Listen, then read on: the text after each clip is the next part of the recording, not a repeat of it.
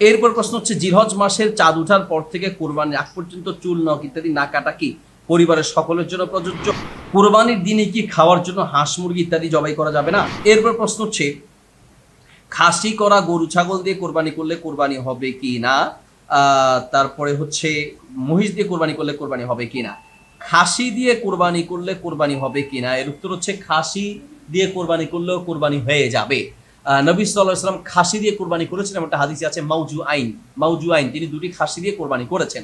অনেকে মনে করে থাকেন যে খাসি করার মতো এটা এক ধরনের তার হচ্ছে ত্রুটি তৈরি করা। আসলে ত্রুটি তৈরি করা নয়, খাসি করার উদ্দেশ্য হচ্ছে তার শারীরিকভাবে তাকে আরো ভালো করে তোলা। এই জন্য খাসি দিয়ে কোরবানি করার বৈধতা আছে, অসুবিধা নেই।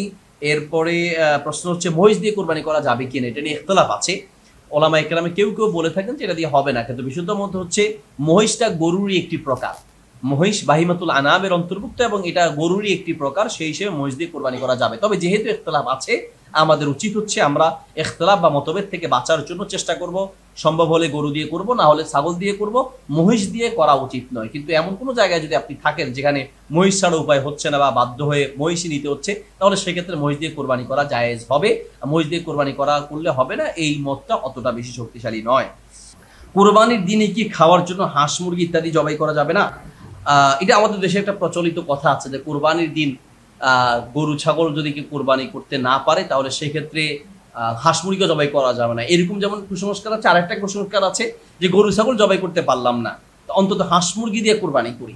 এটাও ঠিক হবে না, দুইটাই আসলে ভুল ধারণা।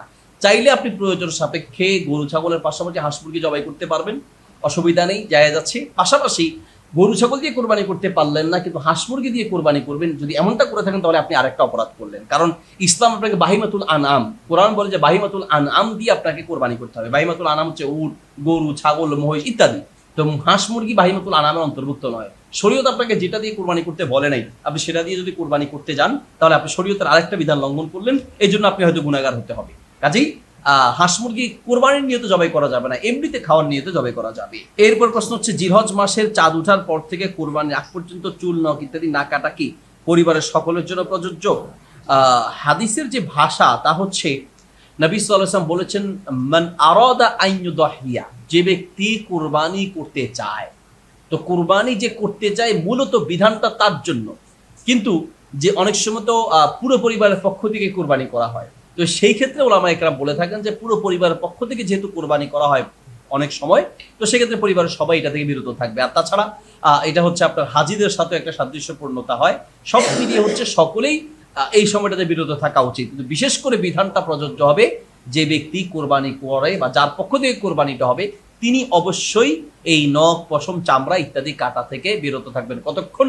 জিলহজ মাসের চাঁদ ওঠার পর থেকে শুরু করে কোরবানির পশু জবাই করা আগ পর্যন্ত, নিজের পশু, আপনি যে পশু ক্রয় করেছেন সেই পশুটা জবাই করার আগ পর্যন্ত আপনি বিরত থাকবেন।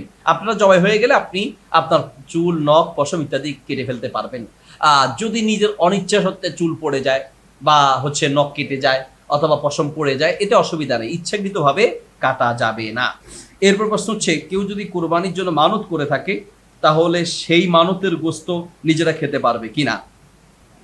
কোরবানি যদি মানত করে থাকে, একটা হচ্ছে যে কোরবানি ফরজ, সেটা সে কোরবানি করবে, কোরবানি ওয়াজিব সে আদায় করবে, এটা হলো একটা বিধান। আর একটা হচ্ছে যে কোরবানির জন্য সে মানত করে রেখেছে যে আমি কোরবানির সময় আমার ছেলে যদি পরীক্ষা পাশ করে আমি একটু কোরবানি দিব, বা আমি আল্লাহ রাস্তায় একটা কোরবানি দিব, বা আমার এই অসুস্থতা থেকে বাঁচলে আমি একটি আল্লাহ রাস্তায় কোরবানি দিব, এরকম মানত যদি করে থাকে, সেই মানতের পশুর কোনো গোশত নিজেরা খেতে পারবে না, বা অন্যদেরকেও নিজের আত্মীয় নিজের পরিবারের কেউ খেতে পারবে না, এটা পুরোটাই দান করে দিতে হবে। এক কথা বলতে গেলে মানতের কোনো গোশত নিজেরা খেতে পারবে না। আবার মৃত ব্যক্তি যদি ওসিয়ত করে যায়, কোরবানি করার জন্য কোনো মৃত ব্যক্তি ওসিয়ত করে গেছে, তাহলে ওই রকম ওসিয়তকৃত পশুর গোশত নিজেরা খেতে পারবেন না, দান করে দিতে হবে। তাহলে মানতেরটাও খেতে পারবেন না, আবার মৃত ব্যক্তির পক্ষ থেকে যেটা কোরবানি করা হয়েছে, মৃত ব্যক্তি ওসিয়ত করে গেছেন, ওই রকম পশুর গোশত খাওয়া যাবে না। এমনি মৃত ব্যক্তির পক্ষ থেকে যদি করেন, ওসিয়ত করে যায় না, তাহলে খাওয়া যাবে। তবে সেক্ষেত্রে ইখতিলাফ আছে, অনেক ওলামা ইকরাম বলেছেন যে যদি মৃত ব্যক্তির পক্ষ থেকে কোরবানি করা হয়, তাহলে সেটার গোশত খেতে পারবে না।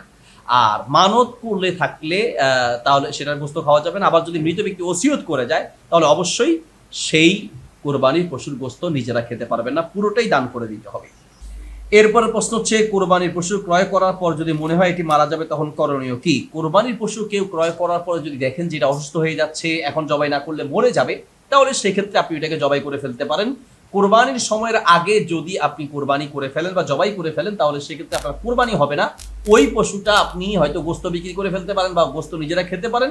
তৌফিক থাকলে আপনার আরেকটা কোরবানির পশু ক্রয় করে আপনাকে কোরবানি করতে হবে, অর্থাৎ কোরবানির জন্য আলাদা পশু কিনতে হবে। কিন্তু এই পশুটা মরে যাবে, তো মারা যাওয়ার চেয়ে আপনি সেটাকে জবাই করে আপনি খেতে পারবেন।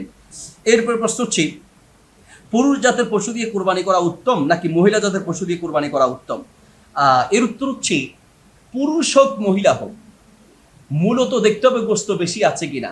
নবী সাল্লাল্লাহু আলাইহি ওয়াসাল্লাম বলেন আগলাহা সামানান, মূলত যেটা দামের দিক থেকে বেশি অর্থাৎ মূল্যটা বেশি, এই ধরনের পশু দিয়ে কোরবানি করা উচিত। মূল্য যেটার বেশি, সেটা গোস্ত বেশি, একটু স্বাস্থ্যওয়ালা, সামিন হাদিস এসেছে। অর্থাৎ নবী সাল্লাল্লাহু আলাইহি ওয়াসাল্লাম কোরবানি করার ক্ষেত্রে গোস্ত আলা দেখেন, রুগ্ন, জীর্ণ শীর্ণ, অসুস্থ, হাঁটতে পারে না, দুর্বল, এরকম নয়। সেটা পুরুষ হোক অথবা মহিলা হোক, এক্ষেত্রে আলাদা কোনো পার্থক্য নেই। পুরুষ বা মহিলা যেটাই হবে হোক, দামের দিক থেকে যেটা বেশি এবং যেটা হৃষ্টপুষ্ট, সেটা দিয়েই কোরবানি করলে সওয়াব বেশি হবে।